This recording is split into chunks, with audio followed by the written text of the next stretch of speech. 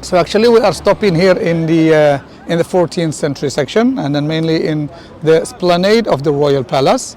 And then of course, as I told you before, that the king has almost one palace in all the cities, but this palace of Fez is the biggest in the country. Its superficie is 85 hectares, which is roughly 205 acres. 500 people working here permanently when the king is not here. Of course, the palace is surrounded by 14 gates. Behind us are the 7, and then they are actually not old, not as old as the palace. And then you can see the date over there. Can you see the date? The date above the little windows, do you see the date? Yeah, it's see that. 1968. So 1968 was the year when these gates were made by the former King Hassan II, the father of the current king. He made these gates actually on purpose to give people who are not from Fez an idea about the handicraft of the city. Because besides being the intellectual, cultural, spiritual capital, Fez also is the capital of handicraft.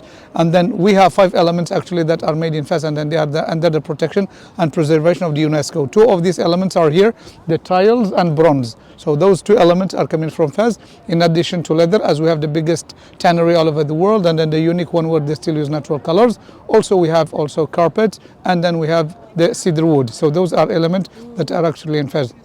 So 7 doors actually, or rather 7 gates, and then the number 7 is not put at random. Number 7 actually is related to the creation of the world. So in all cultures, all the religions of the world, you find the importance of number 7. So most people would think of it just cultural number, like a number in the States, but actually, so this number is related to actually religions, or exactly in all guide, or rather in all holy books like the Torah, the Bible, and then the Quran. It is actually stated that there are 7, actually, that God created the world in 7 days, and then also there are 7 skies and then 7 earths. So this is why in actually the Moroccan culture we still consider number 7 very important.